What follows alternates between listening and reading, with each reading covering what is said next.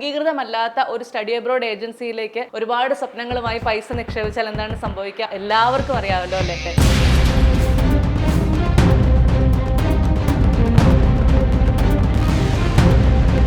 ഒരു സ്റ്റുഡൻ്റ് ഒരു study abroad consultancy choose ചെയ്യുന്ന സമയത്ത് ഏറ്റവും കൂടുതൽ ശ്രദ്ധിക്കേണ്ടത് അവരുടെ ഒരു എക്സ്പീരിയൻസ്, അവർക്ക് യൂണിവേഴ്സിറ്റിയായിട്ട് ഡയറക്റ്റ് എഗ്രിമെൻറ്റ്സ് ഉണ്ടോ അതോ ഒരു സബ് ഏജൻ്റായിട്ട് ചെയ്തിരിക്കുന്ന കാര്യങ്ങളാണ്.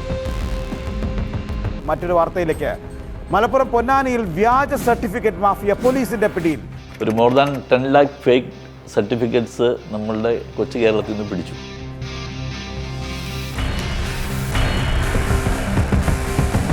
അപ്പോൾ അത് ഓസ്ട്രേലിയൻ പാർലമെൻറ്റിൽ ഒരു ഡിസ്കഷനായി. അപ്പോൾ അതുകൊണ്ട് തന്നെ പെട്ടെന്ന് ഒരു അസസ്മെൻറ്റ് ലെവൽ നമ്മൾ 2ൽ നിന്ന് 3ലേക്ക്, അതായത് നമ്മൾ ലോ റിസ്കിൽ നിന്ന് ഹൈ റിസ്ക് കൺട്രിയിലേക്ക് നമ്മൾ മാറ്റി. Minister, will you cancel the visas of these 23,000 students and any others who cheated when purchasing their qualification?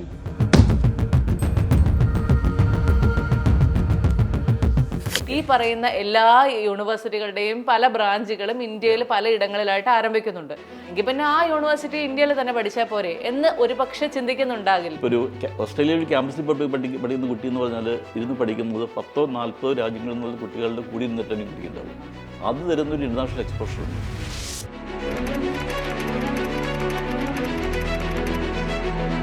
Nursing എന്ന് പറയുമ്പോഴത്തേക്കും എനിക്ക് അതുമായിട്ട് കൂട്ടിവെച്ച് ഞാൻ കേൾക്കുന്നത് ജർമ്മനിയാണ്. നേഴ്സസിന് എല്ലാ സ്ഥലത്തും ഓപ്പർച്യൂണിറ്റീസ് ഉണ്ട്. നേഴ്സിംഗ് കോഴ്സ് കഴിഞ്ഞാൽ ഈ പൂച്ച 4 കല്ല് വീഴുന്ന് പറയില്ലേ, അതേപോലത്തെ അവസ്ഥയാണ് നേഴ്സിംഗ് കോഴ്സ് കഴിഞ്ഞാൽ. ഞാൻ കഴിഞ്ഞ ദിവസം ഒരു വീഡിയോ കണ്ടപ്പോൾ ഒരു യൂട്യൂബർ ഒരു ബ്ലോഗ് കണ്ട സമയത്ത് ആൾ പറയുന്നത് UK യൂണിവേഴ്സിറ്റി തല്ലിക്കൊട്ട് യൂണിവേഴ്സിറ്റികളാണ്, തട്ടിക്കൊട്ട് കോഴ്സുകളാണ് എന്നൊക്കെ പറയുന്നത്. UK 99% യൂണിവേഴ്സിറ്റീസും ഗവൺമെൻറ് യൂണിവേഴ്സിറ്റീസാണ്, പബ്ലിക് യൂണിവേഴ്സിറ്റീസാണ്. കയറി പോകാൻ ഏറ്റവും എളുപ്പമുള്ള നിലവിലെ ഒരു രാജ്യം ഏതാണ്? സാധാരണക്കാരാണ് ഏറ്റവും എളുപ്പത്തിൽ പോകുന്ന ഡെസ്റ്റിനേഷൻ ഇപ്പോഴും UK തന്നെയാണ്.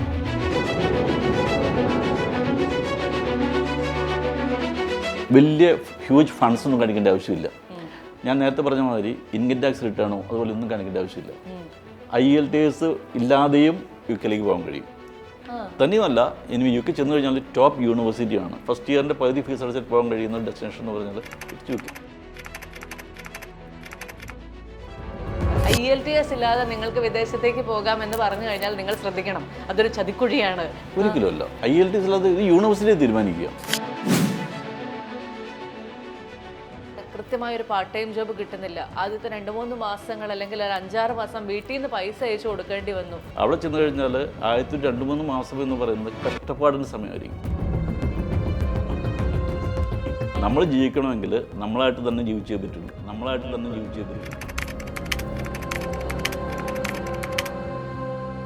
അപ്പോൾ ഇത് ടോട്ടലി ആദ്യത്തെ 2-3 മാസം അവനെ സംബന്ധിച്ചുള്ള ഒരു നരക ജീവിതമായിരുന്നു. പക്ഷേ ഇതിലൂടെയൊക്കെ അവൻ കുറേ പാഠങ്ങൾ പഠിക്കുന്നുണ്ട് അവൻ ജീവിതത്തിലുള്ള.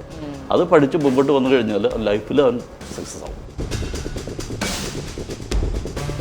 നാഷണലൈസ്ഡ് ആയിട്ടുള്ള ബാങ്കുകളിൽ പോലും ഒരു ലോൺ കിട്ടുക എന്ന് പറഞ്ഞു കഴിഞ്ഞാൽ ഈ കുട്ടി അവിടെ പോയി ഇറങ്ങി അവസാനം കഷ്ടപ്പെട്ട് കൈയും കാലും പിടിച്ചാണ് പലർക്കും ഒരു ലോൺ കിട്ടുന്നതെന്ന്. തീർച്ചയായിട്ടും ഞങ്ങൾ വഴി വരികയാണെങ്കിൽ ഞങ്ങൾക്ക് എഡ്യൂക്കേഷൻ ലോൺ തന്നെ കൈകാര്യം ചെയ്യുന്ന രീതിയുണ്ട്. ബാങ്കിൽ സ്റ്റുഡൻറ്റ് പോകേണ്ട ആവശ്യം തന്നെ വരില്ല, ലാസ്റ്റ് സൈൻ ചെയ്യാൻ വേണ്ടി മാത്രമേ പോകേണ്ടി വരുള്ളൂ.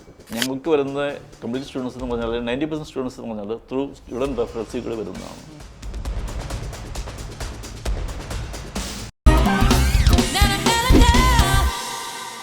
Hello everyone, welcome to the show. വിദേശത്ത് പഠിക്കുക എന്ന് പറയുന്നത് ഒരുപാട് വിദ്യാർത്ഥികളുടെ സ്വപ്നമാണ്. അതുകൊണ്ട് തന്നെ സ്റ്റഡി അബ്രോഡ് ഏജൻസികളും ഇവിടെ ഒരുപാടുണ്ട്. പക്ഷെ അംഗീകൃതമല്ലാത്ത ഒരു സ്റ്റഡി അബ്രോഡ് ഏജൻസിയിലേക്ക് ഒരുപാട് സ്വപ്നങ്ങളുമായി പൈസ നിക്ഷേപിച്ചാൽ എന്താണ് സംഭവിക്കുക എന്നല്ല എല്ലാവർക്കും അറിയാമല്ലോ അല്ലേ? അത് സ്വപ്നമായി തന്നെ നിലനിൽക്കും. അതുകൊണ്ട് തന്നെ സ്റ്റഡി അബ്രോഡ് മേഖലയിൽ 20 വർഷത്തോളമായി പ്രവർത്തിച്ചു വരുന്ന ചോയ്സ് ഇന്റർനാഷണൽ ഗ്രൂപ്പിന്റെ MD and CEO Shajan Thomas സാറാണ് നമ്മുടെ വീട്ടിലുള്ളത്. Sir, welcome to the show. Thank you. ഇന്ന് കേരളത്തിലേക്ക് നോക്കിക്കഴിഞ്ഞാൽ ഭയങ്കര കോമ്പറ്റീഷൻ ആയിട്ട് ആയിരക്കണക്കിന് സ്റ്റഡി അബ്രോഡ് ഏജൻസികളുള്ളത്. പക്ഷെ പലയിടത്തും പല കുട്ടികളും പറഞ്ഞു ഞാൻ കേട്ടിട്ടുണ്ട്, ഇവിടേക്ക് പോകുന്നു പല സ്റ്റഡി അബ്രോഡ് ഏജൻസികളിലും പൈസ കൊടുത്ത് എല്ലാം ഇപ്പോൾ വരും നാളെ വരുമെന്ന് നോക്കിയിരുന്ന മാസങ്ങളോളം നോക്കിയിരുന്ന അവസാനമായ ഏജൻസിയുടെ ഒരു അഡ്രസ്സ് പോലും ഇല്ലാത്ത അവസ്ഥയിലേക്ക് പോകുന്നു എന്നുള്ളത്. അപ്പോൾ എങ്ങനെയാണ് നമ്മളൊരു സ്റ്റഡി അബ്രോഡ് ഏജൻസി അവർ ട്രസ്റ്റഡ് ആണ്, അല്ലെങ്കിൽ ഈ മേഖലയിൽ അവർ നമ്മളെ വിശ്വാസ്യതയോടുകൂടി വിദേശത്ത് എത്തിക്കും, നമുക്കൊരു നല്ല കോഴ്സ് അഡ്മിഷൻ വാങ്ങിച്ചു തരുമെന്ന് നമുക്ക് കണ്ടെത്താൻ സാധിക്കുന്നത് എങ്ങനെയാണ്? ഒരു സ്റ്റുഡൻ്റ് ഒരു സ്റ്റഡി അബ്രോഡ് കൺസൾട്ടൻസി ചൂസ് ചെയ്യുന്ന സമയത്ത് ഏറ്റവും കൂടുതൽ ശ്രദ്ധിക്കേണ്ടത് അവരുടെ ഒരു എക്സ്പീരിയൻസ്, എത്ര വർഷമായിട്ട് ഈ ഒരു ഫീൽഡിലുണ്ട്, അവർക്ക് യൂണിവേഴ്സിറ്റിയായിട്ട് ഡയറക്റ്റ് എഗ്രിമെൻറ്റ്സ് ഉണ്ടോ, അതോ ഒരു സബ് ഏജൻ്റായിട്ട് ചെയ്തിരിക്കുന്ന കാര്യങ്ങളാണോ, പിന്നെ അവരുടെ ഒരു വിസ സക്സസ് റേറ്റ്. ഇപ്പോൾ ഒരു സ്റ്റഡി അബ്രോഡ് കൺസൾട്ടൻസിനെ ചൂസ് ചെയ്യുന്നതിന് കമ്പാരിറ്റീവ്ലി ഈസിയാണ്. ഗൂഗിൾ റിവ്യൂ നോക്കിയാൽ മതി. സാധാരണ ഒരു ജെന്യൂൻ കൺസൾട്ടൻസി ആണെങ്കിൽ അവർ ഒരു സർവീസ് ചാർജ് വാങ്ങുകയോ അല്ലെങ്കിൽ ഫീസ് അവരോട് അടയ്ക്കാമെന്ന് പറയുകയോ ഒന്നും ചെയ്യേണ്ടതില്ല. ഒരു സ്റ്റുഡൻറ്റ് നേരിട്ട് യൂണിവേഴ്സിറ്റിക്ക് ഫീസ് അടയ്ക്കുക, അങ്ങനെയുള്ള കാര്യങ്ങളേ വരുള്ളൂ. അപ്പോൾ ആ രീതിയിൽ നമുക്കൊരു നല്ല സ്റ്റഡി അബ്രോഡ് കൺസൾട്ടൻസി ചൂസ് ചെയ്യാം. സാർ, 20 വർഷം മുൻപ് ചോയ്സ് ഇന്റർനാഷണൽ എന്ന് പറയുന്ന ഒരു സ്റ്റഡി അബ്രോഡ് ഏജൻസി എറണാകുളത്ത് തുടങ്ങുമ്പോൾ ഒരുപക്ഷെ വിരലിൽ എണ്ണാവുന്ന സ്റ്റഡി അബ്രോഡുകളെ ഇവിടെ ഉണ്ടായിരുന്നുള്ളൂ. ഇന്ന് നമ്മൾ നോക്കുമ്പോഴത്തേക്കും ആയിരക്കണക്കിന് സ്റ്റഡി അബ്രോഡുകളാണ് കേരളത്തിൽ ഉടനീളമുള്ളത്. അപ്പൊ ഈ കോമ്പറ്റീഷൻ കൂടുമ്പോൾ പിടിച്ചു നിൽക്കാനായിട്ട് മറ്റ് ഏജൻസികൾ എന്തായിരിക്കും ചെയ്യുന്നത്? ഇല്ലാത്ത കാര്യങ്ങൾ പറഞ്ഞ് ഒരു സ്റ്റുഡൻറ്റിനോട് പറഞ്ഞിട്ട് സ്റ്റുഡൻറ്റിനെ പറഞ്ഞയക്കുക, അല്ലെങ്കിൽ ഒരു കറക്റ്റ് കോഴ്സ് അല്ല, അവരെടുക്കുന്ന കോഴ്സ് കറക്റ്റ് ആയിരിക്കില്ല, അല്ലെങ്കിൽ സ്റ്റുഡൻറ്റിൻ്റെ ഒരു പ്രൊഫൈലിനനുസരിച്ചുള്ള കോഴ്സ് ആയിരിക്കില്ല എടുക്കേണ്ടാവുക. ആ കൺസൾട്ടൻസിന് കൂടുതൽ ലാഭം കിട്ടുന്ന തരത്തിലുള്ള ഒരു കോഴ്സ് എടുത്ത് പറഞ്ഞയക്കുക, അല്ലെങ്കിൽ ഇല്ലാത്ത ഓഫറുകൾ കൊടുത്ത് സ്റ്റുഡൻറ്റ് ആ ഒരു ഓഫറിൻ്റെ പുറത്തായിരിക്കും സ്റ്റുഡൻറ്റ് പോകുന്നുണ്ടാവും. അപ്പോൾ അവിടെ ചെന്ന് അവനെ ഇത് കാണുമ്പോൾ ടോട്ടലി ഇതൊന്നും ഇല്ലാത്ത കാര്യങ്ങളാണ്, ടോട്ടലി ആ ഒരു പ്രോഗ്രാം തന്നെ ടോട്ടലി ഫെയിലിയർ ആയിപ്പോവും. അപ്പോൾ അതുകൊണ്ട് ഒരു ജെന്യൂൻ കൺസൾട്ടൻ്റ് ആണെങ്കിൽ തീർച്ചയായിട്ടും അവിടെയുള്ള പോസിറ്റീവ്സ് പറയാം, അതിൻ്റെ ഒപ്പം തന്നെ നെഗറ്റീവ്സ് പറഞ്ഞു കൊടുത്ത് അവൻ്റെ പ്രൊഫൈലിനനുസരിച്ച് കോഴ്സ് ചൂസ് ചെയ്യാൻ അവനെ ഹെൽപ്പ് ചെയ്ത് അങ്ങനെയാണ് ഒരു ജെന്യൂൻ ആയിട്ട് കൺസൾട്ടൻസി മുമ്പോട്ട് പോയിക്കൊണ്ടിരിക്കുക. ഇപ്പോൾ പല സ്റ്റുഡൻസും പറഞ്ഞ് ഞാൻ കേട്ടിട്ടുള്ളത്, എനിക്ക് പുറത്തു പോയി MBA പഠിക്കണം എന്നായിരുന്നു ആഗ്രഹം. പക്ഷെ നമ്മളൊരു സ്റ്റഡി അബ്രോഡ് ഏജൻസിയിലേക്ക് വന്നു കഴിഞ്ഞപ്പോൾ അവർ പറഞ്ഞു MBAക്ക് അത്രയ്ക്ക് സ്കോപ്പില്ല, അതുകൊണ്ട് നിങ്ങൾക്ക് വേറൊരു കോഴ്സ് പഠിക്കാം. അങ്ങനെ ഞാനുമായിട്ട് ഒരു ബന്ധമില്ലാത്തൊരു പുതിയ കോഴ്സാണ് ഞാൻ പഠിക്കുന്നത്. ഇത് സത്യത്തിൽ ഇപ്പൊ സാർ പറഞ്ഞ പോലെ ആക്ച്വലി ആ കുട്ടിയുടെ നല്ലതിനാണോ അതോ ഏജൻസിക്ക് പരിചയമുള്ള അല്ലെങ്കിൽ ഏജൻസിക്ക് എളുപ്പം കൊണ്ടുപോകാൻ പറ്റുന്ന ഒരു കോഴ്സിലേക്ക് കൊണ്ടുപോകുന്നതാണോ? അല്ല, അങ്ങനെയല്ല. ഒരു സ്റ്റഡി അബ്രോഡ് കൺസൾട്ടൻസിൻ്റെ സ്റ്റുഡൻറ്റ് വരുന്ന സമയത്ത് അവനെ കൃത്യമായിട്ട് അവൻ്റെ പ്രൊഫൈലിനനുസരിച്ചുള്ള ഒരു കോഴ്സിലേക്ക് നയിക്കുക എന്നുള്ളതാണ് നമ്മുടെ ഒരു റെസ്പോൺസിബിലിറ്റി എന്ന് പറയാം. ഇപ്പം MBA പഠിക്കാൻ വേണ്ടി വരുന്ന കുട്ടിയോട് ഒരുപക്ഷെ MBAയേക്കാൾ കൂടുതൽ സ്കോപ്പുള്ള കോഴ്സുകൾ ഉണ്ട് എങ്കിൽ അത് പറഞ്ഞു കൊടുക്കുക എന്നുള്ളത് നമ്മുടെ റെസ്പോൺസിബിലിറ്റിയാണ്.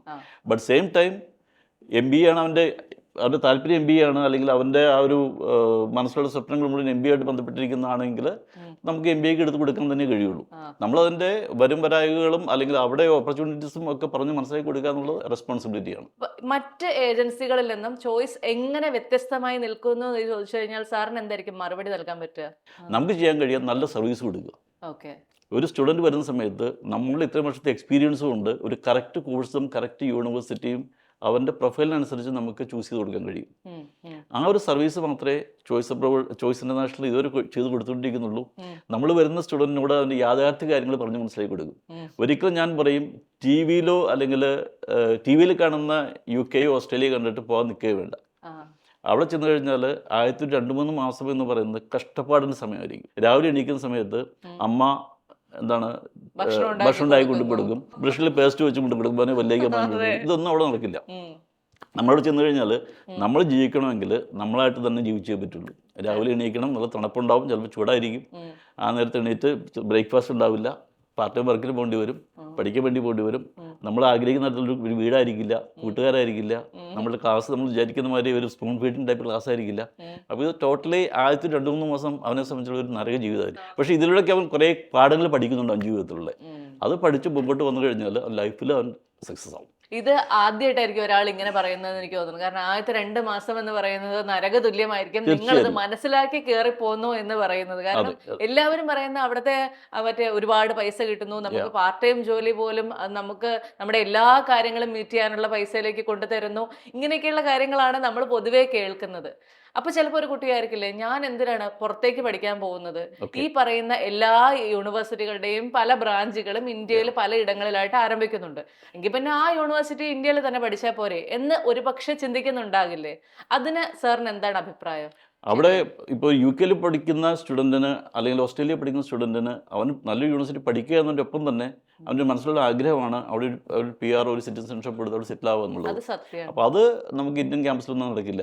തന്നെയുമല്ല, ഒരു UK അല്ലെങ്കിൽ ഓസ്ട്രേലിയ അല്ലെങ്കിൽ കാനഡയിൽ പോയി പഠിക്കുന്ന കുട്ടികൾക്ക് കിട്ടുന്ന ഒരു ഇൻ്റർനാഷണൽ എക്സ്പോഷർ, ഒരു എംപ്ലോയബിലിറ്റി, അതൊന്നും ഇന്ത്യൻ ക്യാമ്പസിൽ എത്രത്തോളം വരണമെന്ന് നിർബന്ധമില്ല. ഇപ്പോൾ ഒരു ഓസ്ട്രേലിയയിൽ ക്യാമ്പസിൽ പഠിക്കുന്ന കുട്ടി എന്ന് പറഞ്ഞാൽ ഇരുന്ന് പഠിക്കുന്നത് 10-40 രാജ്യങ്ങളിൽ നിന്നുള്ള കുട്ടികളുടെ കൂടി ഇരുന്നിട്ടാണ് പഠിക്കുന്നുണ്ടാവുക. അത് തരുന്നൊരു ഇൻ്റർനാഷണൽ എക്സ്പോഷർ ഉണ്ട്. അത് ഒരു പക്ഷേ ഇന്ത്യൻ ക്യാമ്പസിലൊന്നും കിട്ടിക്കൊള്ളുന്നില്ല. പക്ഷെ അപ്പോഴും ഞാനൊരു സംശയം ചോദിക്കട്ടെ, ഒരുപാട് കുട്ടികൾ ഇപ്പോൾ പറഞ്ഞു കേൾക്കുന്നുണ്ട്, നമ്മളൊരു സ്റ്റുഡൻറ് വിസയിൽ UK എത്തിക്കഴിഞ്ഞാൽ നമ്മൾ പഠനം കഴിയുമ്പോഴത്തേക്കും നമ്മളെ പറഞ്ഞു വിടുകയാണ്, നമുക്കവിടെ ജോലി കിട്ടുന്നില്ല, നിറച്ച് പ്രശ്നങ്ങളാണ്, അങ്ങനെയൊക്കെയുള്ള പല വാർത്തകളും പലയിടങ്ങളിൽ നിന്ന് കേൾക്കുന്നു. സോഷ്യൽ മീഡിയയിൽ കുറേ നെഗറ്റീവ്സ് വരുന്നുണ്ട്. അതെ, കുറേ നെഗറ്റീവ്സ് ഉണ്ട്. ഒരു കാര്യം, നെഗറ്റീവ്സ് പറഞ്ഞാൽ പെട്ടെന്ന് പോപ്പുലർ ആവാന്നുള്ളതായിരിക്കും മേ ബി അതിൻ്റെ പിന്നിലുള്ള റീസൺ. ഇത് ഒരു കുറേ അർദ്ധസത്യങ്ങൾ മാത്രമാണ് അവർ വിളിച്ച് പറയുന്നത്. അവിടെ സക്സസ് ആയിട്ടുള്ള ആയിരക്കണക്കിന് കേസുകളുണ്ട്. അതാരെങ്കിലും ആരെങ്കിലും പറയുന്നുണ്ടോ? അത് ശരിയാണ് കേട്ടോ. ഇനി UK പോയിട്ടുള്ള സ്റ്റുഡൻസ് ആരെങ്കിലും തിരിച്ചു വരുന്നുണ്ടോ? എക്സാക്ട്ലി, അതാണ് ഞാനും ആലോചിച്ചത്. അപ്പോൾ UK എപ്പോഴും കഴിഞ്ഞ കുറേ കാലങ്ങളായിട്ട് നമ്മൾ സോഷ്യൽ മീഡിയ തുറന്നു നോക്കി കഴിഞ്ഞാൽ UK പറ്റിയുള്ള നെഗറ്റീവ്സേ ഉള്ളൂ. ഞാൻ കഴിഞ്ഞ ദിവസം ഒരു വീഡിയോ കണ്ടപ്പോൾ ഒരു യൂട്യൂബർ ഒരു ബ്ലോഗ് കണ്ട സമയത്ത് ബ്ലോഗർ നാട് മുഴുവനും സഞ്ചരിച്ച് എല്ലാ രാജ്യങ്ങളും പോയിട്ട് അവിടെ നെഗറ്റീവ്സ് മാത്രം പെറുക്കിയെടുത്ത് പറഞ്ഞുകൊണ്ടിരിക്കുക. എന്നാൽ അവിടെ സക്സസ് ആയിട്ടുള്ള ഒരു സ്റ്റുഡൻറ്റിൻ്റെ ഹിസ്റ്ററി പോലും പറയുന്നതിന് താല്പര്യമില്ല. ആൾ പറയുന്നത് UK യൂണിവേഴ്സിറ്റീസ് തല്ലിക്കൊട്ട് യൂണിവേഴ്സിറ്റികളാണ്, തട്ടിക്കൊട്ട് കോഴ്സുകളാണ് എന്നൊക്കെ പറയുന്നത്. UK 99% യൂണിവേഴ്സിറ്റീസും ഗവൺമെൻറ് യൂണിവേഴ്സിറ്റീസാണ്, പബ്ലിക് യൂണിവേഴ്സിറ്റീസാണ്. അവിടെ ഈ തട്ടിക്കൊട്ട് കോഴ്സുകളൊന്നും നടക്കില്ല. അവിടുത്തെ എലിജിബിലിറ്റിയുടെ കാര്യത്തിലും മറ്റ് അതിൻ്റെ അഡ്മിഷൻ പ്രൊസീജിയറിലും കുറച്ച് ഫ്ലെക്സിബിൾ ആണ് എന്നുള്ളത് ശരി തന്നെയാണ്. എന്നോർത്തുകൊണ്ട് അവിടെ വേറൊരു തരത്തിലുള്ള ഒരു തട്ടിക്കോട്ട് യൂണിവേഴ്സിറ്റി എന്ന് പറയാനും തട്ടിക്കോട്ട് കോഴ്സുകൾ എന്ന് പറയാനൊന്നും കഴിയില്ല. അത് മാത്രം വിശ്വസിച്ച് ഇവിടെ ഇരിക്കുന്നവർ ഇവിടെ തന്നെ ഇരിക്കും. അതിൽ യാഥാർത്ഥ്യങ്ങൾ മനസ്സിലാക്കി അതിനെപ്പറ്റി പഠിക്കാനും മനസ്സിലാക്കാനും ശ്രമിച്ചു കഴിഞ്ഞാൽ തീർച്ചയായിട്ടും അവിടെ ചെന്ന് കഴിഞ്ഞാൽ ചെന്നിറങ്ങുന്ന പിറ്റേ ദിവസം പോലെ സ്വർഗ്ഗരാജ്യമാണെന്നും പറയാൻ നമുക്ക് കഴിയില്ല. ഈ പറഞ്ഞ കുറേ പ്രോബ്ലംസ് ഉണ്ട്.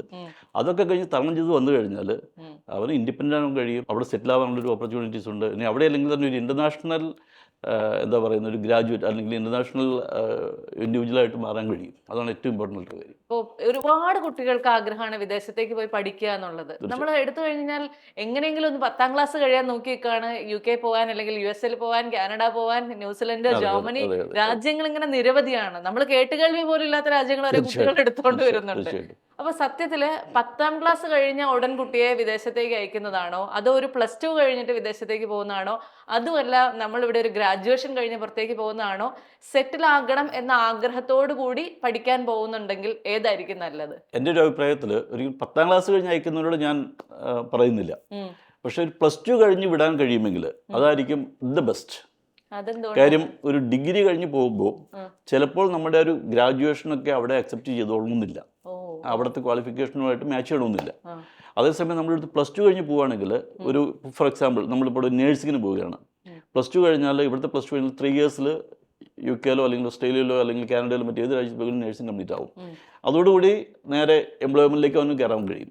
അതേസമയം ഇവിടെ ഒരു ബാച്ചിലേഴ്സ് കഴിഞ്ഞ് പോവുകയാണെങ്കിൽ ഈവൻ ഇവിടെ ഒരു BSc നഴ്സിംഗ് കഴിഞ്ഞ് പോവുകയാണെങ്കിൽ ഇവിടെ MSc നഴ്സിങ്ങിന് പോകാൻ കഴിയുന്നത് സത്യമാണ്. പക്ഷേ അതൊരു BSc നഴ്സിംഗ് അവിടുത്തെ BSc നഴ്സിംഗ് കഴിഞ്ഞ് ഒരു എംപ്ലോയബിലിറ്റിയിലേക്ക് അല്ലെങ്കിൽ ഒരു ജോലിയിലേക്ക് കയറുന്നതിൻ്റെ അത്രയും എളുപ്പമായിരിക്കില്ല ഒരു മാസ്റ്റേഴ്സ് കഴിഞ്ഞിട്ട് അവിടെ ജോലിയിലേക്ക് കയറാനായിട്ട്. അപ്പോൾ തീർച്ചയായിട്ടും ഞാൻ പറയും നമ്മളുടെ ഒരു സമയലാഭത്തിനും എല്ലാത്തിനും +2 കഴിഞ്ഞതിന് ശേഷം ഒരു ഗ്രാജുവേഷൻ പുറത്ത് ചെയ്യുകയാണെങ്കിൽ അതായിരിക്കും ഏറ്റവും ബെസ്റ്റ് എന്ന് പറയുന്നത്. അതെ, ആദ്യമൊക്കെ നമ്മൾ ഒരു മേ ബി ഒരു 10 വർഷത്തിന് മുമ്പത്തെ കാര്യം എടുക്കുകയാണെങ്കിൽ മാസ്റ്റേഴ്സിന് പോകുന്ന കുട്ടികളായിരുന്നു 90%. ഇപ്പോൾ 10 മാറി തുടങ്ങി. ഇപ്പോൾ ഓൾമോസ്റ്റ് 50-50 50% കുട്ടികൾ ബാച്ചിലേഴ്സിനും 50% മാസ്റ്റേഴ്സിനും പോകുന്ന 10ലേക്ക് ആയി തുടങ്ങി. അതായിരിക്കും നല്ലത്. അങ്ങനെ ചെയ്യാൻ കഴിയുമെങ്കിൽ അത് തന്നെയാണ് ഏറ്റവും ബെസ്റ്റ്. ഇപ്പോൾ ഈ സാർ BSc നഴ്സിങ്ങിനെ കുറിച്ച് പറഞ്ഞതുകൊണ്ട് ഞാൻ ചോദിക്കാം, നഴ്സിംഗ് എന്ന് പറയുമ്പോഴത്തേക്കും എനിക്ക് അതുമായിട്ട് കൂട്ടിവെച്ച് ഞാൻ കേൾക്കുന്നത് ജർമ്മനിയാണ്. കാരണം ജർമ്മനിയിലേക്ക് ചെന്ന് കഴിഞ്ഞാൽ ഓസ് ബിൽഡിംഗ് ഉണ്ട്. ഓസ് ബിൽഡിംഗ് എന്ന് പറഞ്ഞു കഴിഞ്ഞാൽ നമുക്ക് പഠിച്ചുകൊണ്ട് തന്നെ ലക്ഷക്കണക്കിന് രൂപ സമ്പാദിക്കാം. അതാണ് ഏറ്റവും മികച്ച ഒരു രാജ്യം എന്നൊക്കെ ഉള്ളത്. അപ്പൊ നേഴ്സുമാരുടെ ഒരു പാരഡൈസ് എന്ന് പറയുന്നത് ആക്ച്വലി ജർമ്മനിയാണോ, അതോ എല്ലാ രാജ്യങ്ങളിലും അതുപോലെ തന്നെ അവർക്ക് അവസരങ്ങളുണ്ടോ? നേഴ്സസിന് എല്ലാ സ്ഥലത്തും ഓപ്പർച്യൂണിറ്റീസ് ഉണ്ട്. നേഴ്സിംഗ് കോഴ്സ് കഴിഞ്ഞാൽ ഈ പൂച്ച 4 കല്ല് വീഴുന്ന് പറയില്ലേ, അതേപോലത്തെ അവസ്ഥയാണ് നേഴ്സിംഗ് കോഴ്സ് കഴിഞ്ഞാൽ. ജർമ്മനി ഓസ് ബിൽഡിംഗ് നല്ല കോഴ്സാണ്. ഇവിടെ ഒരു +2 കഴിഞ്ഞ് ഒരു B2 ലെവൽ ജർമ്മൻ ലാംഗ്വേജ് ഒക്കെ ഉണ്ടെങ്കിൽ ചെയ്യാവുന്ന ഒരു കോഴ്സാണ്. അത് അവിടെ ചെന്നതിന് ശേഷം ഇപ്പോൾ ഓസ് ബിൽഡിംഗ് കഴിഞ്ഞു, വേറെ ഇപ്പോൾ ജർമ്മനിൽ ഓസ് ബിൽഡിംഗ് കഴിഞ്ഞിട്ട് നമുക്ക് ഓസ്ട്രേലിയക്കോ അല്ലെങ്കിൽ UK മാറാൻ കഴിയില്ല. അത് ജർമ്മനിൽ മാത്രമേ അതിന് വാലിഡിറ്റി ഉള്ളൂ. അതും ഒരു ഗ്രാജുവേഷനോ അങ്ങനെയല്ല, അതൊരു സർട്ടിഫിക്കേഷൻ കോഴ്സ് മാത്രമാണത്. യെസ്, ഓസ് ബിൽഡിംഗ് എന്ന് പറഞ്ഞാൽ. അപ്പൊ എനിക്ക് അവിടെ ഒരു പ്രോപ്പർ നേഴ്സായി പഠിക്കണം എന്നുണ്ടെങ്കിൽ ഞാൻ വേറെ കോഴ്സ് വീണ്ടും പഠിക്കണം. അത് ശരി. അപ്പൊ ഈ ഹൗസ് ബിൽഡിംഗ് ആക്ച്വലി വർഷങ്ങളോളം എടുക്കുന്ന കോഴ്സ് 3 വർഷത്തെ കോഴ്സാണ്. 3 വർഷത്തെ കോഴ്സ് ഒരു എംപ്ലോയറുമായിട്ട് ബന്ധപ്പെട്ട് നിൽക്കുന്ന കോഴ്സാണത്. അത് എംപ്ലോയർ കൂടുതൽ സമയം ഒരു എംപ്ലോയറുടെ മുമ്പിൽ ജോലി ചെയ്യണം. അപ്പം അതിൻ്റെ പേ അവർ 2 രീതിയിൽ കൊടുക്കുന്നു മാത്രമേ ഉള്ളൂ.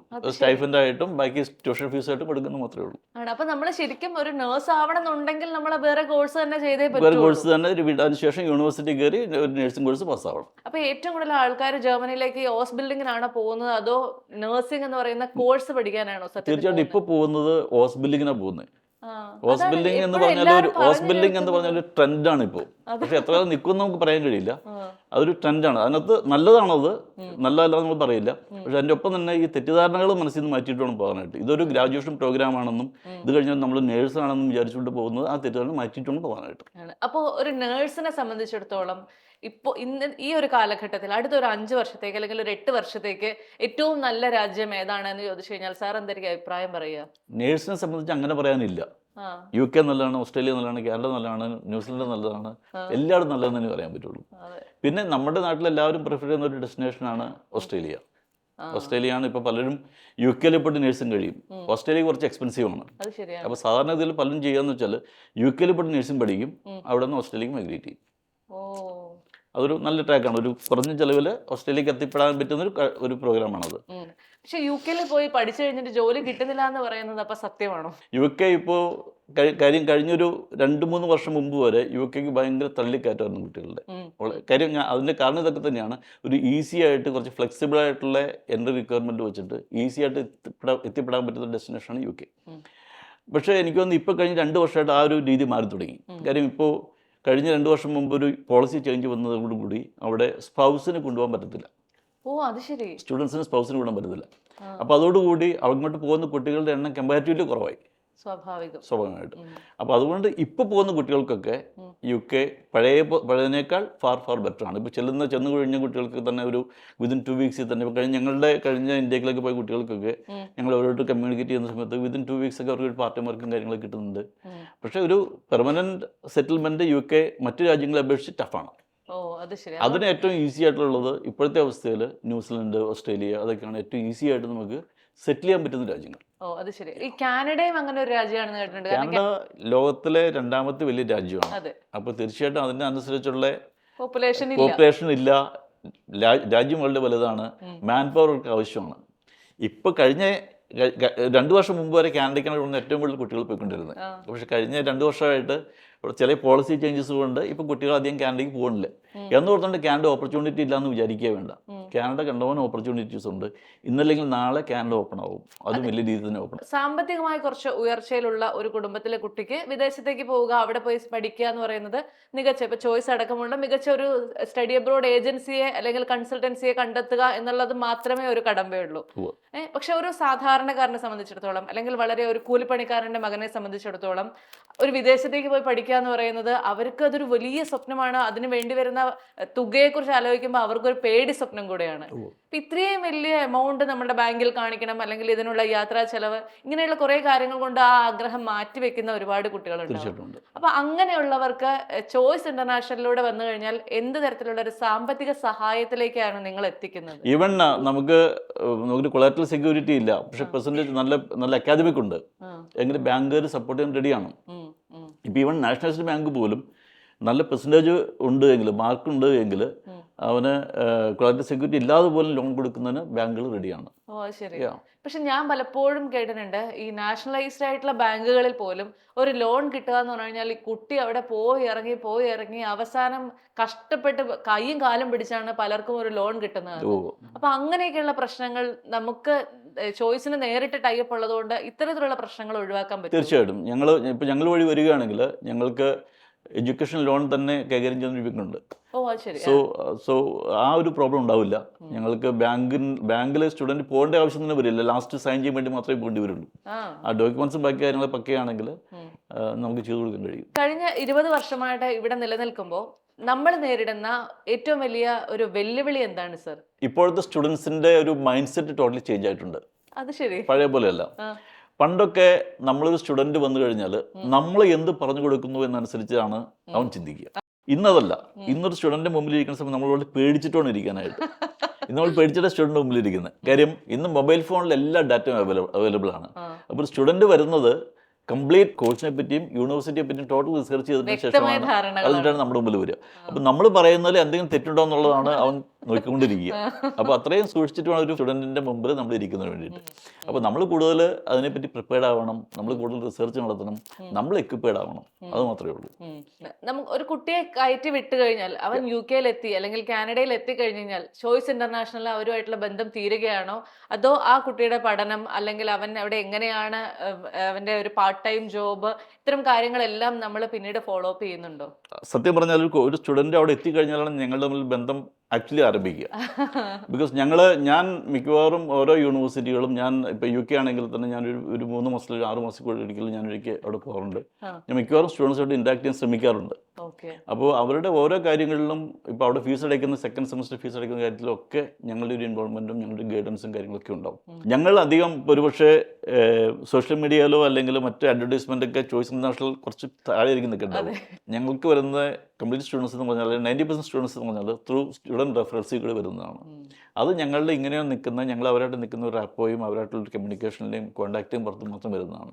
അപ്പോൾ ഞങ്ങളുടെ സ്റ്റുഡൻസിൻ്റെ അല്ലെങ്കിൽ ഞങ്ങളുടെ ഒരു സോഴ്സ് എന്ന് പറയുന്നത് തന്നെ സ്റ്റുഡൻറ്റ് റെഫറൻസ് ആണ്. വിദേശത്തേക്ക് പോകാൻ താല്പര്യമില്ലാത്തവർ പറഞ്ഞു കേൾക്കുന്ന ഒരു കാര്യമാണ്, അങ്ങോട്ടൊക്കെ ചെന്ന് കഴിഞ്ഞാൽ നമ്മൾ എപ്പോഴും ഒരു സെക്കൻഡ് സിറ്റിസൺ ആണ്, നമുക്ക് ആ രാജ്യത്തെ പൗരൻ്റെതായിട്ടുള്ള യാതൊരു അവകാശങ്ങളോ അല്ലെങ്കിൽ അത്തരത്തിലുള്ള യാതൊരു ഫ്രീഡമോ ഒന്നും കിട്ടുന്നില്ല എന്നുള്ളത്. അത് സത്യമാണോ? ഒരു പരിധിവരെ സത്യമാണ്. ഇപ്പം നമ്മളിവിടെ വരുമ്പോൾ, നമ്മളൊരു തമിഴ്നാട്ടിൽ നിന്ന് ഒരാൾ ഇവിടെ ജോലിക്ക് വന്നു കഴിഞ്ഞാൽ നമ്മൾ കാണുന്ന രീതി എന്താണ്, അതിനേക്കാളൊക്കെ ഫാർ ബെറ്റർ ആയിട്ടാണ് അവർ നമ്മളെ കാണുന്നത്. പിന്നെ നമ്മളുടെ കയ്യിലിരിപ്പ് കൊണ്ട് നമ്മൾ മോശമാകുന്ന രീതി മാത്രമേ അവിടെ ഉള്ളൂ. നമ്മൾ നല്ല രീതിയിൽ നമ്മളുടെ കാര്യം അന്വേഷിച്ച് നമ്മൾ ജീവിക്കുകയാണെങ്കിൽ അവിടെ ആ രീതിയിലുള്ള ഡിസ്ക്രിമിനേഷൻ നമ്മൾ ഇവിടെ നമ്മുടെ തൊട്ടടുത്ത സ്റ്റേറ്റുകാരനോട് കാണിക്കുന്ന ആ ഡിസ്ക്രിമിനേഷൻ നമുക്ക് അവിടെ ഇല്ല. പിന്നെ ഇതുപോലെ ഞാൻ കേട്ടിട്ടുള്ള കുറച്ച് മിത്തുകൾ ചോദിക്കുകയാണ്. അവിടെ നമ്മൾ വിദേശത്ത് പോയി പൈസ ഉണ്ടാക്കുന്നു, ഈ പൈസ എന്ന് പറയുന്നത് അവിടെ ഒരു മികച്ച ജീവിതം ജീവിക്കാൻ മാത്രമുള്ളതാണ്, അതിൽ നിന്ന് നിങ്ങൾക്ക് വളരെ സേവ് ചെയ്ത് നിങ്ങൾക്കൊരു മറ്റേ ലക്ഷപ്രഭു ആകണമെന്നോ കോടീശ്വരനാകണമെന്നോ ആഗ്രഹിച്ചു കഴിഞ്ഞാൽ നടക്കില്ല.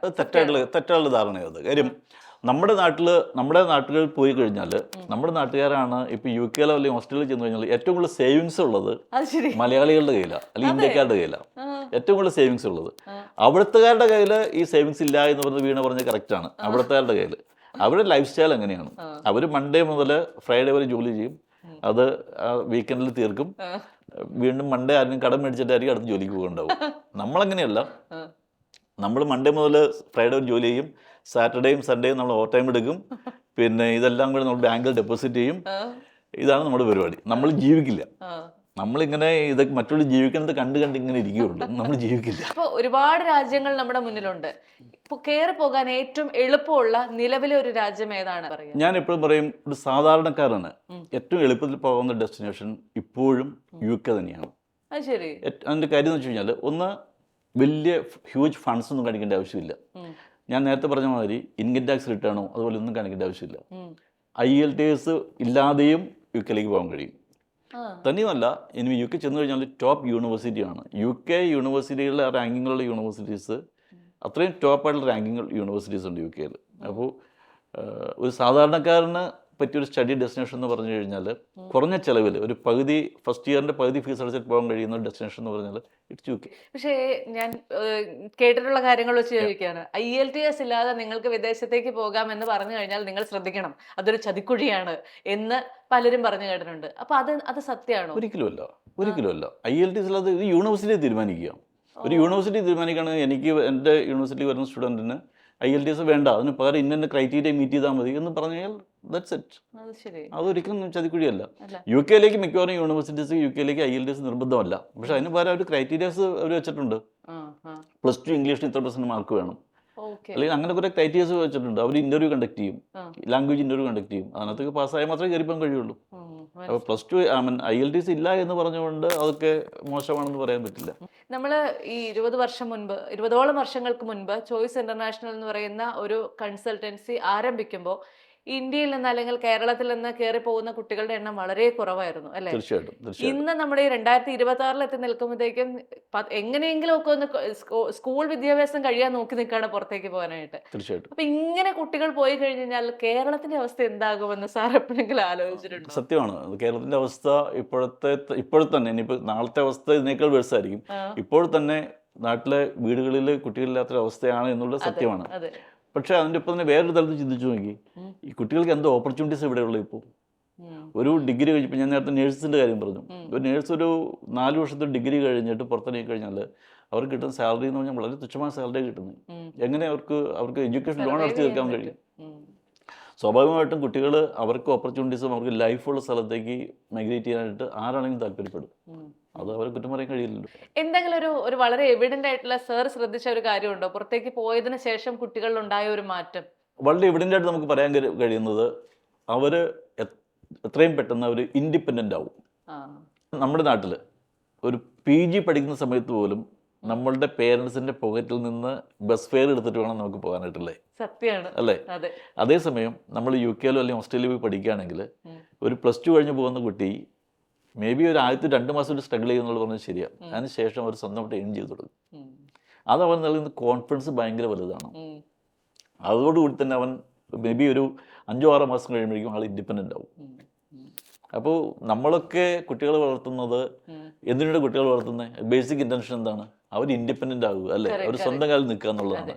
അത് നമ്മുടെ നാട്ടിലാണെങ്കിലും മേ ബി ഒരു 28-30 വയസ്സിൽ നടക്കുന്നത്, പുറത്ത് രാജ്യങ്ങളിലാണെങ്കിൽ അല്ലെങ്കിൽ ഓവർസീസ് എഡ്യൂക്കേഷൻ പോകുകയാണെങ്കിൽ ഒരു 18-20 വയസ്സിൽ നടക്കുക എന്നുള്ളതാണ് സത്യം. ലാംഗ്വേജ് എന്ന് പറയുന്നത് ഇന്ത്യക്കാരെ അല്ലെങ്കിൽ പ്രത്യേകിച്ച് മലയാളികളെ സംബന്ധിച്ച് ഭയങ്കര ഒരു പേടി സ്വപ്ന. കാരണം നമുക്ക് ചിലപ്പോൾ കമ്മ്യൂണിക്കേറ്റ് ചെയ്യാൻ അറിയാമായിരിക്കും ഇംഗ്ലീഷിൽ, പക്ഷെ നമുക്കൊരു ധൈര്യമില്ല. ഗ്രാമർ തെറ്റാണോ, പ്രൊനൗൺസിയേഷൻ തെറ്റാണോ, ആക്സെന്റ് ശരിയല്ലല്ലോ, ഇങ്ങനെ 100 സംശയങ്ങളാണുള്ളത്. ഈ സംശയങ്ങളൊക്കെ വെച്ച് നമ്മൾ പുറത്തേക്ക് വന്നു കഴിഞ്ഞാൽ അവിടെ ജീവിതം ദുസ്സഹമാകുമോ? നമ്മുടെ പ്രോബ്ലം എന്ന് വെച്ച് കഴിഞ്ഞാൽ നമുക്ക് ലാംഗ്വേജ് ഇല്ല എന്നുള്ളതല്ല, അത് പ്രകടിപ്പിക്കാനുള്ള കോൺഫിഡൻസ് ഇല്ല എന്നുള്ളത്. അത് നമ്മളൊരു ഫോറിൻ യൂണിവേഴ്സിറ്റി ചെല്ലുകയാണ്, നമ്മൾ തൊട്ടടുത്തിരിക്കുന്ന ഒരു ഇംഗ്ലീഷ് മലയാളം അറിയില്ലാത്ത കുട്ടികളാണെങ്കിൽ തീർച്ചയായിട്ടും നമ്മൾ ഇംഗ്ലീഷിൽ കമ്മ്യൂണിക്കേറ്റ് ചെയ്യാൻ ഫോഴ്സ്ഡ് ആവും. സോ അത് 2 മാസം കൊണ്ടൊക്കെ അവർ ആ ട്രാക്കിലേക്ക് വരും എന്നുള്ളതാണ് എൻ്റെ അനുഭവത്തിൽ നിന്ന് എനിക്ക് മനസ്സിലായിട്ടുള്ളത്. നമ്മൾ വിദേശത്തേക്ക് പോയി കഴിഞ്ഞാൽ ഒരുപാട് കുട്ടികൾ ഫേസ് ചെയ്യുന്നെന്ന് പറയപ്പെടുന്ന കാര്യമാണ് കൃത്യമായ ഒരു പാർട്ട് ടൈം ജോബ് കിട്ടുന്നില്ല. ആദ്യത്തെ 2-3 മാസങ്ങൾ അല്ലെങ്കിൽ ഒരു 5-6 മാസം വീട്ടിൽ നിന്ന് പൈസ അയച്ചു കൊടുക്കേണ്ടി വന്നു. ഇങ്ങനെ അപ്പോൾ എന്താ ചെയ്യാൻ പറ്റാമെന്ന് അറിയില്ല. അങ്ങനെ വളരെ ഡെസ്പറേറ്റ് ആയിട്ടുള്ള പാരൻസും അതിനേക്കാൾ ഫ്രസ്ട്രേറ്റഡ് ആയിട്ടുള്ള സ്റ്റുഡൻസും. അപ്പോൾ എങ്ങനെയാണ് ഒരു പാർട്ട് ടൈം ജോബ് കിട്ടുന്നത് എന്നൊന്ന് പറഞ്ഞു തരുമോ സർ? നമുക്ക് ഇപ്പോൾ വിദേശ രാജ്യത്ത് എവിടെയാണെങ്കിലും ധാരാളം ഓപ്പർച്യൂണിറ്റീസ് ഉണ്ട്.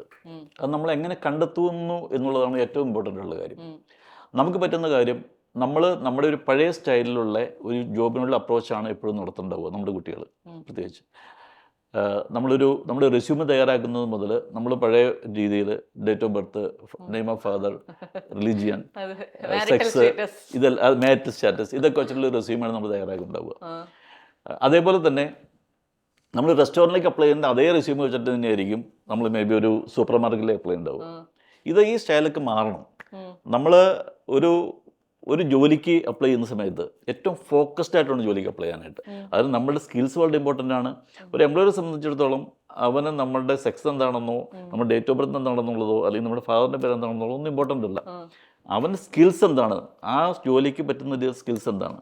അപ്പോൾ ഒരു റെസ്റ്റോറൻറ്റിലേക്ക് അപ്ലൈ ചെയ്യുന്ന സമയത്ത് നമ്മൾ സെറ്റ് ചെയ്യേണ്ട അല്ലെങ്കിൽ നമ്മൾ കൊടുക്കേണ്ട സ്കിൽസ് ആയിരിക്കില്ല ഒരു സൂപ്പർ മാർക്കറ്റിലേക്ക് അപ്ലൈ ചെയ്യുന്ന സമയത്ത് കൊടുക്കുന്നുണ്ടാവുക. നമ്മളൊരു എംപ്ലോയറെ അപ്രോച്ച് ചെയ്യുന്ന സമയത്തുള്ള നമ്മളുടെ ഒരു ലെവൽ ഓഫ് കോൺഫിഡൻസ് വളരെ ഇമ്പോർട്ടൻ്റ് ആണ്. നമ്മൾ പലപ്പോഴും നേരത്തെ പറഞ്ഞ പോലെ ഇംഗ്ലീഷ് അറിയാമെങ്കിൽ തന്നെയും നമ്മുടെ ആക്സെൻറ്റ് ഡിഫറൻ്റ് ഉണ്ട്, അല്ലെങ്കിൽ അങ്ങനെ അവർക്കൊരു കോൺഫിഡൻസിലായിരിക്കും സംസാരിക്കുന്നുണ്ടാവുക. ഇതൊക്കെയാണ് നമുക്കൊരു പാർട്ട് ടൈം വർക്ക് കിട്ടുന്നതിനുള്ളൊരു മെയിൻ ഹെഡ്ലൈറ്റ് എനിക്ക് തോന്നിയിട്ടുള്ളത്. പിന്നെ നല്ല റെസ്യൂമേ സെറ്റ് ചെയ്യുക. എനിവേ അവിടെ ഒരു കാര്യം എനിക്ക് പറയാൻ കഴിയും, ധാരാളം ഓപ്പർച്യൂണിറ്റീസ് ഉണ്ട്. അത് നമ്മളെങ്ങനെ കണ്ടെത്തുന്നു എന്നുള്ളതാണ് ഏറ്റവും ഇമ്പോർട്ടൻ്റ് ഉള്ളത്. മനസ്സിലായി. അതിന് നമ്മൾ ഇപ്പോൾ ഈ പറഞ്ഞ പോലെ ഇത്തരത്തിലുള്ള ചില കാര്യങ്ങൾ എല്ലാ കുട്ടികൾക്കും അറിയണമെന്നില്ലല്ലോ. ഈ രീതിയിൽ എങ്ങനെയാണ് റെസ്യൂമേ സെറ്റ് ചെയ്യാന്നൊക്കെ ഉള്ളത്. അപ്പോൾ ചോയ്സ് അതിനെ സഹായിക്കും. ഞങ്ങൾ മിക്കവാറും ഞങ്ങളുടെ ഒരു സ്റ്റുഡൻറ്റ് പോകുന്നതിന് മുമ്പായിട്ട് ഞങ്ങളുടെ ഓഫീസിൽ വിളിച്ചു വരുത്തി ഞങ്ങളൊരു പ്രീ ഡിപ്പാർച്ചർ സെഷൻ ഞങ്ങൾ കൊടുക്കാറുണ്ട്. അപ്പോൾ അതിൽ ഞങ്ങൾ ഈ കാര്യങ്ങളൊക്കെ അവന് കൃത്യമായിട്ട് പറഞ്ഞു കൊടുക്കാറുണ്ട്. ഇനിയൊരു റെസ്യൂമേ സെറ്റ് ചെയ്യണമെങ്കിൽ തന്നെ നമ്മൾ സെറ്റ് ചെയ്ത് കൊടുക്കാറുണ്ട്. അപ്പോൾ ഈ പുറത്ത് പോയി പഠിച്ച് തിരിച്ചു വരിക എന്ന് പറയുന്നത് എന്തെങ്കിലും പ്രത്യേക സ്കില്ലുകൾ നമുക്ക് കേരളത്തിലെയോ അല്ലെങ്കിൽ ഇന്ത്യയിലെ യൂണിവേഴ്സിറ്റികൾക്ക് നൽകാനാകാത്ത പ്രത്യേക സ്കില്ലുകൾ ആ കുട്ടികൾക്ക് കിട്ടുന്നുണ്ടോ? തീർച്ചയായിട്ടും കിട്ടുന്നുണ്ട്. നമ്മൾ ഒരു പുറത്തുപോയി പഠിച്ചു വരുന്ന കുട്ടിയാണെങ്കിൽ ആ കുട്ടിയുടെ പേഴ്സണാലിറ്റിയിൽ തന്നെ ഒരു മാറ്റങ്ങളുണ്ടാവും തീർച്ചയായിട്ടും. അവരൊരു ഇൻ്റർനാഷണൽ എക്സ്പോഷർ ഉണ്ടാവും. പല കൾച്ചറിലുമായിട്ടും കുട്ടികളായിട്ട് ബന്ധപ്പെട്ടുള്ളതിൻ്റെ ഒരു ബാക്ക്ഗ്രൗണ്ട് അവരുടെ പിന്നിലുണ്ടാവും. സോ അവൻ്റെ ആ ഒരു കോൺഫിഡൻസ് ഉണ്ടാവും. തീർച്ചയായിട്ടും അതൊക്കെ ഇവിടെ ഒരു ജോലി കണ്ടെത്തുന്നതിനും എല്ലാ കാര്യങ്ങളും കൊണ്ട് ഹെൽപ്പ് ചെയ്യും. അതുപോലെ പല രാജ്യങ്ങളും നമ്മൾ പോകണോ വേണ്ടയോ എന്ന് തീരുമാനിക്കുന്നത് അവിടെ എത്ര കാലം എനിക്ക് കോഴ്സിന് ശേഷം നിൽക്കാൻ പറ്റും, എൻ്റെ സ്റ്റേ ബാക്ക് ഫെസിലിറ്റി എത്രമാത്രം അവിടെ ഉണ്ട് എന്ന് നോക്കിയിട്ടായിരിക്കും. അപ്പൊ അത്തരത്തിൽ ഏറ്റവും കൂടുതൽ സ്റ്റേ ബാക്ക് ഫെസിലിറ്റി നൽകുന്ന ഒരു രാജ്യം ഏതായിരിക്കും? ഇപ്പോഴത്തെ അവസ്ഥ ഞാൻ പറയും ഓസ്ട്രേലിയയാണ്. അതും ഏത് സ്ഥലത്താണ് ഏത് റീജിയനിലാണെന്നനുസരിച്ചിരിക്കും. നമ്മളിപ്പോൾ മെയിൻ സിറ്റീസിലൊക്കെ പോയി പഠിക്കുന്നതെങ്കിൽ സ്റ്റേ ബാക്ക് കമ്പാരിറ്റീവ്ലി കുറവാണ്. അതേസമയം നമ്മൾ റൂറൽ ഏരിയയിലേക്ക് പോവുകയാണെങ്കിൽ, റീജിയണൽ ഏരിയയിലേക്ക് പോവുകയാണെങ്കിൽ സ്റ്റേ ബാക്ക് കൂടുതൽ സ്റ്റേ ബാക്ക് കിട്ടും. അതുപോലെ തന്നെ ന്യൂസിലൻഡും സ്റ്റേ ബാക്ക് അധികം കൊടുക്കുന്നുണ്ട്. 3 വർഷം മുതൽ സ്റ്റേ ബാക്ക് ന്യൂസിലൻഡ് കൊടുക്കുന്നുണ്ട്. UK ആണെങ്കിൽ 1.5 year സ്റ്റേ ബാക്കാണ് ഇപ്പോഴും ഉള്ളത്. ഇപ്പോഴത്തെ പുതിയ പോളിസി വെച്ച് 1.5 year സ്റ്റേ ബാക്ക് ഉണ്ട്. അതിനോടകം ഒരു ശരാശരി സ്റ്റുഡൻറ്റിന് ഒരു ജോലി കണ്ടെത്താൻ സാധിക്കുമോ? അത് നമ്മൾ എടുക്കുന്ന കോഴ്സിനെ അനുസരിച്ചിരിക്കും. ഒരു ഓവർസീസ് എഡ്യൂക്കേഷന് ഒരു കൺസൾട്ടൻസിയെ സമീപിക്കുന്ന സമയത്ത് അവന് കിട്ടുന്ന ഏറ്റവും വലിയ സർവീസ് എന്ന് പറഞ്ഞാൽ ഒരു correct course correct university choose ചെയ്യാൻ സഹായിക്കുക എന്നുള്ളതാണ്. ഓരോ കൺട്രിയും അവരുടെ സ്കിൽ ഷോർട്ടേജ് ലിസ്റ്റ് പബ്ലിഷ് ചെയ്തിട്ടുണ്ട്. ഒരു സ്റ്റുഡൻറ്റ് നമ്മുടെ മുമ്പിൽ വരുന്ന സമയത്ത് അയാളുടെ പ്രൊഫൈൽ നോക്കിയിട്ട് ആ സ്കിൽ ഷോർട്ടേജ് ലിസ്റ്റുള്ള എവിടെയാണ് ആ സ്കിൽ ഷോർട്ടേജ് ഉള്ളത് എന്ന് നോക്കിയിട്ട് ആ രീതിയിലൊരു കോഴ്സും ഒരു യൂണിവേഴ്സിറ്റിയും ചൂസ് ചെയ്യുകയാണ് എങ്കിൽ ജോലി കണ്ടെത്താൻ കമ്പാരിറ്റീവ്ലി ഈസിയാണ്. മനസ്സിലായി. ഈ വിദേശത്തേക്ക് പോകുന്നവരുടെ നമ്മൾ പറഞ്ഞ പോലെ ഒരു ഡ്രീം ഡെസ്റ്റിനേഷൻ ആണ് ഓസ്ട്രേലിയ എന്ന് പറഞ്ഞു കേട്ടിട്ടുണ്ട്. പക്ഷേ ഇപ്പോൾ ഓസ്ട്രേലിയയിലേക്ക് പോകാനായിട്ട് കുറച്ചധികം റെസ്ട്രിക്ഷൻസ് വന്നിട്ടുണ്ട്. പഴയതുപോലെ അത്ര എളുപ്പമല്ല കാര്യങ്ങളെന്ന് പറഞ്ഞു കേൾക്കുന്നുണ്ട്. അത് സത്യമാണോ? സത്യമാണ്. ഇപ്പോൾ കഴിഞ്ഞൊരു 2 മാസം മുമ്പ് ഓസ്ട്രേലിയ പോളിസിയൊക്കെ ഒന്ന് ചേഞ്ച് ആയി. നമ്മൾ ആദ്യം അസസ്മെൻറ്റ് ലെവൽ 2-ലായിരുന്നു ഉണ്ടായിരുന്നത്. അതായത് നമ്മൾ ഒരു ലോ റിസ്ക് കൺട്രി ആയിരുന്നു ഓസ്ട്രേലിയയെ സംബന്ധിച്ചിടത്തോളം. കഴിഞ്ഞ 2 മാസം മുമ്പ് നമ്മൾ ഹൈ റിസ്ക് കൺട്രിയിലേക്ക് അവർ മാറ്റി, അസസ്മെൻറ്റ് ലെവൽ 3-ലേക്ക് മാറ്റി. അതിന് കാരണം വേറെ ഒന്നുമല്ല, നമ്മൾ തന്നെയാണ്. നമ്മളുടെ നാട്ടിൽ നിന്ന് കുറേ ഫേക്ക് ഡോക്യുമെൻറ്റ്സ്, ഒരു പക്ഷേ പേപ്പർ ന്യൂസിൽ കേട്ടിട്ടുണ്ടാവും, ഒരു more than 10 lakh fake certificates നമ്മളുടെ കൊച്ചു കേരളത്തിൽ നിന്ന് പിടിച്ചു. അപ്പോൾ അത് ഓസ്ട്രേലിയൻ പാർലമെൻറ്റിൽ ഒരു ഡിസ്കഷനായി. അപ്പോൾ അതുകൊണ്ട് തന്നെ പെട്ടെന്ന് അവർ അസസ്മെൻറ്റ് ലെവൽ നമ്മൾ 2-ൽ നിന്ന് 3-ലേക്ക്, അതായത് നമ്മൾ ലോ റിസ്കിൽ നിന്ന് ഹൈ റിസ്ക് കൺട്രിയിലേക്ക് നമ്മൾ മാറ്റി. അതാണ് ഇപ്പോൾ റീസെൻ്റ്ലി വന്ന ചേഞ്ചസ്. അതുകൊണ്ട് തന്നെ ഒരു സ്റ്റുഡൻറ്റിന് ഇനി പഴയ പോലെ ഒരു ഈസി വിസ ആയിരിക്കില്ല. കുറച്ച് ഒരു ഡോക്യുമെൻറ്റേഷൻ കുറേ സ്ട്രിക്റ്റ് ആവും, വെരിഫിക്കേഷൻ സ്ട്രിക്റ്റ് ആയിരിക്കും, ഒരു പ്രോസസ് ടൈം കൂട്ടി, അങ്ങനെ കുറേ ചേഞ്ചസ് ഓസ്ട്രേലിയൻ വിസയിൽ വന്നിട്ടുണ്ട്. ഇപ്പോൾ ഈ ഓസ്ട്രേലിയയെ കുറിച്ച് പറഞ്ഞപ്പോൾ ആലോചിച്ചാണ്, നവ്യ നായർ നേരത്തെ മുല്ലപ്പൂ വെച്ച് ഓസ്ട്രേലിയയിലേക്ക് പോയതിന് 1.5 ലക്ഷം രൂപയോളം ഫൈൻ അടയ്ക്കേണ്ടി വന്നു എന്ന് കേട്ടു. എന്തൊക്കെ കാര്യങ്ങളാണ് നമ്മൾ അങ്ങോട്ട് പോകുമ്പോൾ ശ്രദ്ധിക്കേണ്ട കുറച്ച് മാൻഡേറ്ററി ആയിട്ടുള്ള കാര്യങ്ങളെന്ന് ചോദിച്ചാൽ? ഓസ്ട്രേലിയൻ ബോർഡർ സെക്യൂരിറ്റി എപ്പോഴും വളരെ സ്ട്രിക്റ്റ് ആണ്. അവരൊരു ബയോ സെക്യൂരിറ്റിക്ക് അവർ ഭയങ്കര ഇമ്പോർട്ടൻസ് കൊടുക്കുന്നുണ്ട്. നമ്മുടെ ഇവിടെ നിന്ന് ഒരു സീഡ്സോ അങ്ങനെ അല്ലെങ്കിൽ പ്ലാന്റിൻ്റെ എന്തെങ്കിലും ഭാഗങ്ങളോ ഒന്നും കൂടാൻ കഴിയില്ല. അപ്പോൾ നമ്മൾ എയർപോർട്ടിൽ, നമ്മൾ ഓസ്ട്രേലിയൻ ഒരു എയർപോർട്ടിൽ ഇറങ്ങുന്നതിന് മുമ്പായിട്ട് നമുക്കൊരു ക്വസ്റ്റ്യൻ തരും. അതിൽ നമ്മുടെ കയ്യിൽ എന്തൊക്കെയുണ്ടെന്നത് കൃത്യമായിട്ട് ഡിക്ലെയർ ചെയ്യണം. നമ്മുടെ കയ്യിൽ സീഡ്സ് ഉണ്ടെങ്കിൽ ഡെഫിനറ്റ്ലി അത് ഡിക്ലെയർ ചെയ്യണം. നമ്മുടെ കയ്യിൽ നമ്മുടെ ഒരു ഷൂസിൽ കൂടുതൽ മണ്ണ് പറ്റിയിട്ടുണ്ടെങ്കിൽ അതുപോലെ നമ്മൾ ഡിക്ലെയർ ചെയ്യേണ്ട ആവശ്യമുണ്ട്. അത്രയും സ്ട്രിക്റ്റ് ആയിട്ടുള്ള കാര്യമാണ് അത്. നമ്മൾ ചെയ്തിട്ടില്ല എങ്കിൽ, ഇപ്പോൾ നവ്യ നായരുടെ കാര്യം പറഞ്ഞ പോലെ തന്നെ നവ്യ നായർ ആ കാര്യം ഡിക്ലെയർ ചെയ്തിട്ടുണ്ടായിരുന്നെങ്കിൽ കുഴപ്പമില്ലായിരുന്നു. കാര്യം ഒരു പ്ലാന്റിന്റെ ഭാഗമാണ് കയ്യിലുള്ളത്, ഒരു പൂ എന്ന് പറയുന്നത്. അത് ഡിക്ലെയർ ചെയ്തിട്ടുണ്ടെങ്കിൽ കുഴപ്പമില്ലായിരുന്നു. ഡിക്ലെയർ ചെയ്തിട്ട് അവരതെടുത്ത് മാറ്റി കളയുന്നു മാത്രമേ ഉള്ളൂ. ഡിക്ലെയർ ചെയ്തിട്ടില്ലെങ്കിൽ ഇവന് ഹ്യൂജ് ഫൈൻ അടയ്ക്കാം, വേണമെങ്കിൽ അവർ വേണമെങ്കിൽ ഡീപ്പോർട്ട് ചെയ്യാം. അതുകൊണ്ടോ? അപ്പൊ നമ്മൾ എന്തൊക്കെ ശ്രദ്ധിച്ചിരിക്കും? വളരെ, അതായത് നമുക്കൊരു ഡിക്ലറേഷൻ ഫോം തരും നമ്മൾ ലാൻഡിങ്ങിന് മുമ്പായിട്ട്. ആ ഫോമിൽ കൃത്യമായിട്ട് നോക്കി ശ്രദ്ധിച്ച് വേണം അത് ആൻസർ ചെയ്യാനായിട്ട്, കാര്യങ്ങൾ ചെയ്യാനായിട്ട്. എന്തെങ്കിലും ഡൗട്ട്സ് ഉണ്ടെങ്കിൽ അവർ പറയുന്നത് ഡൗട്ട്ഫുൾ ആണെങ്കിൽ തന്നെ യേസ് എന്ന് ടിക്ക് ചെയ്യാനാണ് പറയുന്നത്. അതെ, എൻ്റെ ഒരു മണ്ണുണ്ടോ എന്ന് സംശയം ഉണ്ടെങ്കിൽ തന്നെ യേസ് ടിക്ക് ചെയ്യുക. അപ്പൊ അത്രയും സേഫ് ആയിട്ടിരിക്കുക. അത് ശരി. അതുപോലെ ഒരു +2 കഴിഞ്ഞ സ്റ്റുഡന്റിന് പുറത്തേക്ക് പഠിക്കാൻ പോകണമെന്നുണ്ടെങ്കിൽ ഏറ്റവും അനുയോജ്യമായ കോഴ്സുകൾ ഏതൊക്കെയായിരിക്കും, അല്ലെങ്കിൽ എളുപ്പമായിട്ടുള്ള കോഴ്സുകൾ ഏതൊക്കെയായിരിക്കും? എളുപ്പമെന്ന് പറയാൻ കഴിയില്ല, പക്ഷെ ഏറ്റവും എംപ്ലോയബിലിറ്റി ഉള്ള കോഴ്സ് എന്ന് പറയുന്നത് തീർച്ചയായിട്ടും ഹെൽത്ത് കെയർ തന്നെയാണ്, നേഴ്സിംഗ് തന്നെയാണ്. നേഴ്സിംഗ് പഠിക്കുന്നെങ്കിൽ ഞാൻ നേരത്തെ പറഞ്ഞ മാതിരി പൂച്ച 4 കാലിൽ വീഴുന്ന പോലെ പോയി ലാൻഡ് ചെയ്യാം. ഇനി അതിൻ്റെ ഒപ്പം തന്നെ വേറെ കോഴ്സുകളുണ്ട്. ഇപ്പോൾ IT നല്ലൊരു ഏരിയയാണ്, പിന്നെ ബയോടെക്നോളജി നല്ലൊരു ഏരിയയാണ്, ഇപ്പോൾ AI വന്നിട്ടുണ്ട്, AI നല്ലൊരു ഏരിയയാണ്. നമ്മൾ കോഴ്സ് ചൂസ് ചെയ്യുന്നതിലാണ് ഏറ്റവും ഇമ്പോർട്ടൻ്റ് ഉള്ള കാര്യം. ഒരു ഓവർസീസ് എഡ്യൂക്കേഷൻ എങ്ങനെ സക്സസ്ഫുൾ ആക്കാം എന്ന് ചോദിച്ചു കഴിഞ്ഞാൽ നമ്മൾ റൈറ്റ് കോഴ്സ് ചൂസ് ചെയ്ത് കഴിഞ്ഞാൽ സക്സസ്ഫുൾ ആക്കാം എന്ന് ഞാൻ പറയും. തീർച്ചയായും. അപ്പൊ ഏതായാലും ഒരുപാട് കുട്ടികൾക്ക് ഇത് ചിലപ്പോൾ 18 വയസ്സിലായിരിക്കില്ല, ചിലപ്പോൾ തിരിച്ചറിയുന്ന ഒരു 30 വയസ്സിലായിട്ടായിരിക്കും. അപ്പൊ ഈ 30 വയസ്സിൽ എനിക്ക് വിദേശത്തൊന്ന് പഠിക്കണമെന്ന് ആഗ്രഹിച്ചു കഴിഞ്ഞാൽ നടപടിയാവുമോ? നടപടിയാവും. ആണോ? ഇപ്പോൾ നമ്മൾ ആ ഒരു ഫയല് നമ്മൾ കൃത്യമായിട്ട് ചെയ്യണമെന്ന് മാത്രമേ ഉള്ളൂ. ഇപ്പോൾ കഴിഞ്ഞ ഇന്ത്യയിൽ ഞങ്ങളുടെ അടുത്തുനിന്ന് പോയിരുന്ന ഒരു സ്റ്റുഡൻറ്റിൻ്റെ ഏജ് എന്ന് പറഞ്ഞത് 48 ആണ്. സാധാരണഗതിയിൽ അവർ പല കൺസൾട്ടൻസിൽ പോയിട്ട് അവർക്ക് നടക്കാതെ വന്നിട്ട് നമ്മുടെ അടുത്ത് വന്നതാണ്. നമ്മളത് ചെയ്ത് കൊടുക്കും. നമ്മളവർ വന്നിട്ട് അവർക്ക് കോൺഫറൻസ് നമ്മൾ കൊടുത്തു, നമുക്ക് ചെയ്യാൻ കഴിയും ഡോൺ വറി എന്ന് പറഞ്ഞ ഒരു കോൺഫറൻസ് കൊടുത്തു. അവർക്ക് വിസ കിട്ടി. ഈ ഇൻടേക്കിന് അവർ യൂണിവേഴ്സിറ്റി ജോയിൻ ചെയ്തിട്ടുണ്ട്. അതിൻ്റെ ഏറ്റവും നല്ല ഒരു പ്രത്യേകത വെച്ചാൽ അവരുടെ മകനും അതേ കൺട്രിയിൽ തന്നെയാണ് പഠിക്കുന്നത്. അതെ, UK പോയിരിക്കുന്നത്. അവരുടെ മകനും UK പഠിച്ചുകൊണ്ടിരിക്കുന്നുണ്ട്. അത് ശരി. അപ്പൊ സത്യം പറഞ്ഞാൽ സ്വപ്നങ്ങൾക്ക് പ്രായപരിധി ഇല്ല അല്ലേ? ഒരിക്കലും ഇല്ല. നമ്മൾ സ്വപ്നം കണ്ടാൽ മതി. അതാണ്. ഇപ്പൊ സ്വപ്നം കാണുന്നവർ വിദേശത്ത് പോയി പഠിക്കണമെന്നും വിദേശത്ത് മികച്ച ജോലി ലഭിക്കണമെന്നും ഒക്കെ ആഗ്രഹങ്ങളുള്ളവർക്ക്, സ്വപ്നങ്ങളുള്ളവർക്ക് തീർച്ചയായിട്ടും ധൈര്യമായി കോൺടാക്ട് ചെയ്യാൻ പറ്റുന്ന ഏജൻസിയാണ് ചോയ്സ് ഇന്റർനാഷണൽ സ്റ്റഡി അബ്രോഡ്. അപ്പോൾ തീർച്ചയായിട്ടും കോൺടാക്ട് ചെയ്യുക. നിങ്ങളുടെ സ്വപ്നങ്ങൾക്ക് ചിറക് മുളയ്ക്കട്ടെ, നിങ്ങളുടെ സ്വപ്നങ്ങൾ പാറി പറക്കട്ടെ. Wishing all the very best. Thank you so much. Thank U.